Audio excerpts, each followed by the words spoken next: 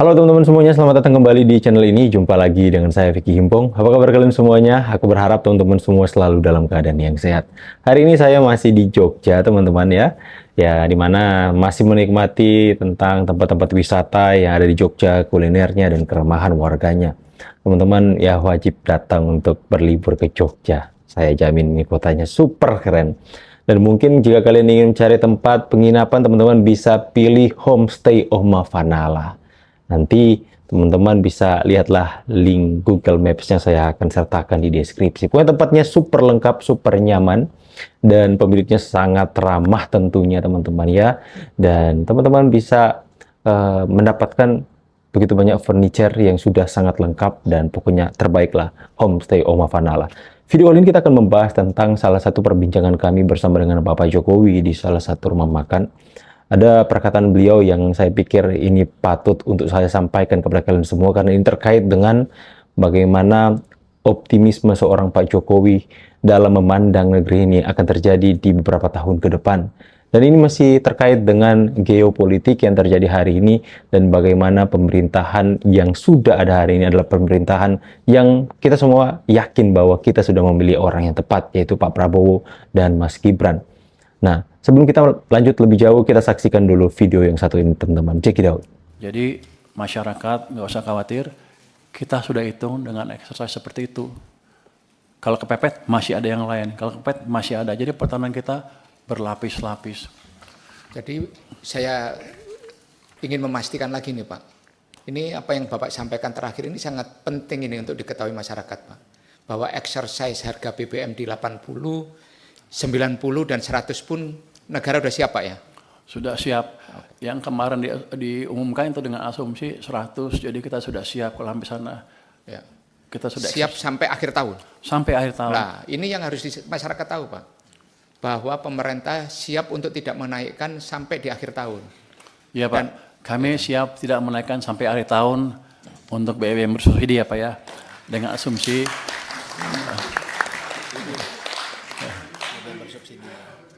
ya, harga minyak $100 per barrel sampai akhir tahun sudah dihitung rata-rata ya, sudah dihitung. Artinya nanti ya tidak ada untuk yang bersubsidi ya. Yang bersubsidi. Kalau yang bersubsidi kan bukan hitungan kita ya, saya nggak ada di anggaran juga. Jadi yang bersubsidi sampai akhir tahun aman.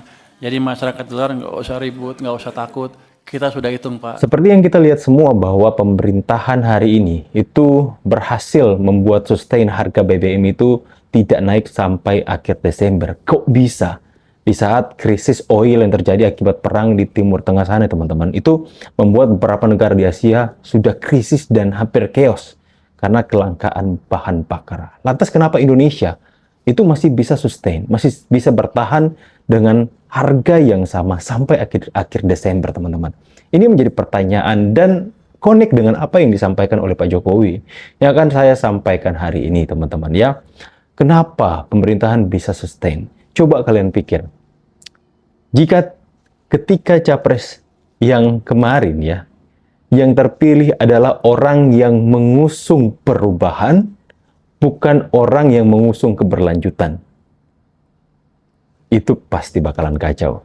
Saya percaya pemerintah hari ini begitu kuat ya, begitu sustain itu karena mengusung yang namanya keberlanjutan. Ya karena Indonesia hari ini memproduksi ya palm oil atau minyak sawit itu dicampur dengan minyak diesel 40%, sehingga Indonesia itu bisa tidak terlalu bergantung dengan impor, teman-teman. Ini kan adalah sesuatu hal yang luar biasa ketika hilirisasi itu yang dibangun di era Pak Jokowi hari ini berbuah hasilnya. Hari ini membuat kita, bangsa ini, bisa dikatakan masih bertahan atas krisis ini. Ini luar biasa, pencapaian yang luar biasa. Dan pemerintah memberikan ketenangan kepada rakyatnya, sekalipun ada beberapa kelompok-kelompok yang pengen memanfaatkan krisis ini untuk membuat Indonesia chaos dan ujung-ujungnya untuk menggulingkan pemerintahan Pak Prabowo. Kita saksikan video satu ini, teman-teman. Bisa nggak kita mengkonsolidasikan diri untuk menjatuhkan Prabowo? Kalau nasihati Prabowo nggak bisa juga, bisanya hanya dijatuhkan. Saya alternatifnya bukan pada prosedur yang formal impeachment seperti itu tidak akan jalan. Yang jalan hanya ini. Bisa nggak kita mengkonsolidasikan diri untuk menjatuhkan Prabowo? Itu. Hanya itu.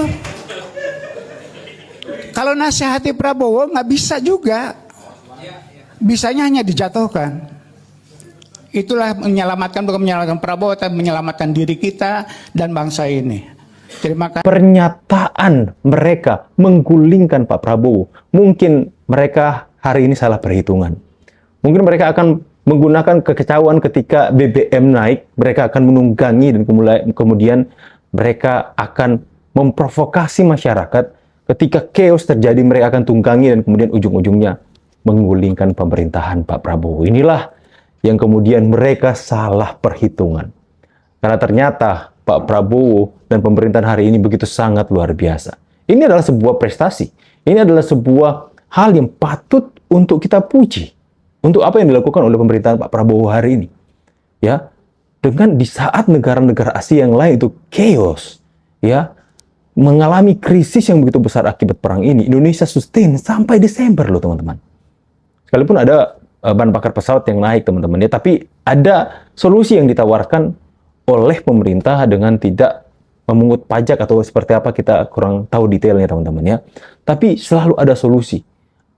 Seperti Pak Purbaya mengatakan, kita itu mempunyai banyak cadangan lapisan, kita mempunyai kekuatan di bidang itu. Ini yang saya sangat syukuri ketika saya pilih Pak Prabowo dan Gibran yang mengusung keberlanjutan. Coba kalian pikir, jika orang yang bukan Prabowo dan Gibran akhirnya terpilih dan kemudian dia mengusung perubahan, apa yang sudah dibangun oleh Pak Jokowi, fondasi yang begitu kuat, tiba-tiba dia ubah semua, hancurkan semuanya, dan kemudian mulai lagi dari nol. Kembali kepada perbincangan kami dengan Pak Jokowi, saya mau sampaikan, Pak Jokowi sampai detik ini masih optimis untuk Indonesia akan menjadi negara yang maju di 2045. Pak Jokowi sampai detik ini masih memiliki keyakinan yang sama. Lepas semua dari segala krisis yang terjadi, Pak Jokowi masih meyakini Indonesia akan menjadi negara keempat terkaya di dunia. Di dunia loh ya, keempat. Atau Pak Jokowi bilang, kalau nggak jauh 5 lah. Itu adalah prestasi yang luar biasa. Indonesia akan menjadi negara maju teman-teman.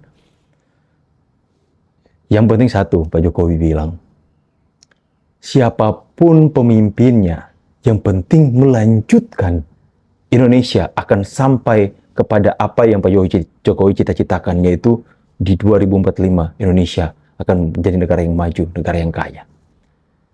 Amanat ini yang harus kita pegang teguh teman-teman, yang harus kita jaga. Kita harus benar-benar memilih pemimpin siapapun itu. Ya, kalau perlu Prabowo Gibran 2 periode. Kalau perlu Pak Prabowo dan Gibran lagi maju terus sampai 2 periode. Gak perlulah cari pengganti-pengganti yang ujung-ujungnya itu merubah segala sesuatu yang sudah diletakkan. Fondasi yang begitu kuat sehingga akhirnya mulai lagi dari nol seperti Pertamina. Mulai dari nol ya. Nah inilah yang kemudian kita harus jaga amanat ini. Karena sampai detik ini pun, sekalipun terjadi krisis di mana-mana, itu Pak Jokowi masih memiliki keyakinan yang kuat bahwa Indonesia 2045 akan menuju ke titik itu. Lantas kami tanya, Pak, itu perhitungan siapa? Itu perhitungan bukan perhitungan saya. Itu perhitungan IMF, ya. Itu perhitungan kalkulasinya menteri-menteri dan perhitungan Bank Dunia dan sebagainya, teman-teman. Ya, keyakinan yang lahir dari sebuah optimisme untuk bisa melihat Indonesia berada di puncaknya itu masih tertanam erat di hati Pak Jokowi hari ini. Yang penting, Pak Jokowi katakan, siapapun pemimpinnya, siapapun orangnya, yang dia harus mengusung yang namanya keberlanjutan, tidak boleh merombak. Kalau dia merombak tatanan ini, hancur sudah Indonesia. Mulai lagi dari nol. Kita akan mundur berapa tahun? 30 tahun ke belakang. Kita akan mundur. Makanya inilah yang kita perjuangkan, teman-teman. Kita harus berjuang agar supaya Indonesia ini bisa maju. Jangan terprovokasi dengan orang-orang yang ingin menginginkan Indonesia chaos. Apalagi orang-orang yang ingin ya menggulingkan pemerintahan yang sah hari ini.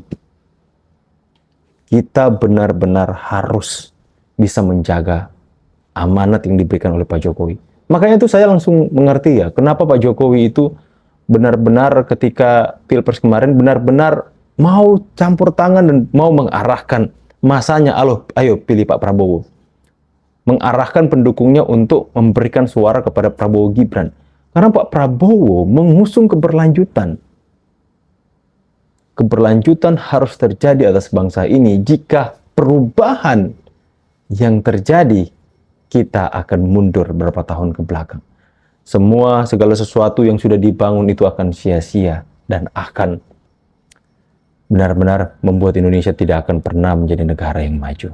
Inilah penyampaian Bapak Jokowi ketika kita, ya salah satu ya, bahwa optimismenya itu masih ada hari ini. Kecintaannya akan negeri ini tuh benar-benar terpatri dalam hatinya, teman-teman.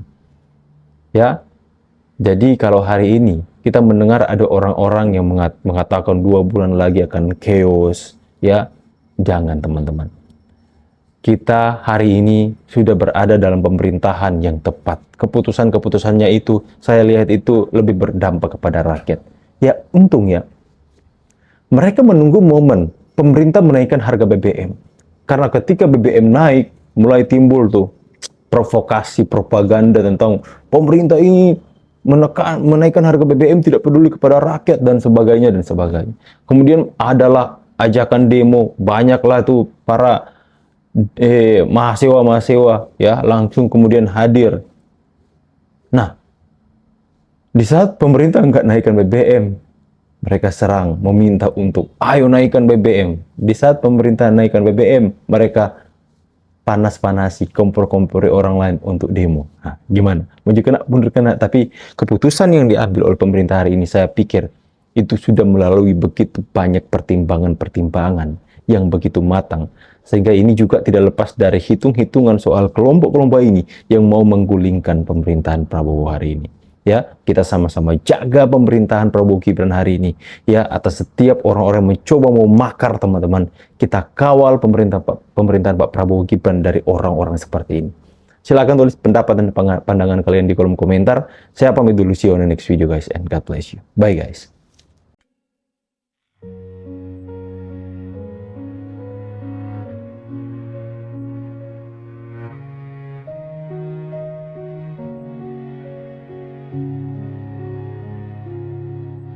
Pagi jatuh di bahumu pelan, seperti kabar yang tak ramah datang. Banyak lidah menabur luka, kau hanya tundukkan kepala, seolah angin yang lewat begitu saja. Ada malam yang panjang dan sunyi, terdengar doa mengalun sendu. Kau memilih tetap berdiri, meski fitnah hancurkan hati, karena cintamu terpatri untuk negeri. Bagai laut kau tenang menyimpan badai, teduh tinggal di hatimu. Kau maafkan dunia, berkali-kali sudah kau mengampuni. Bagimu luka hanyalah debu yang jatuh lalu hilang di waktu.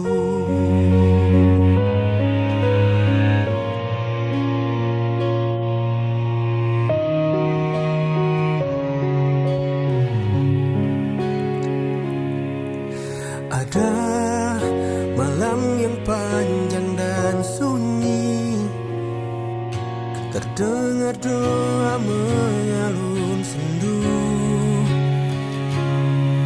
Kau memilih tetap berdiri, meski fitnah hancurkan hati, karena cintamu terpatri untuk negeri.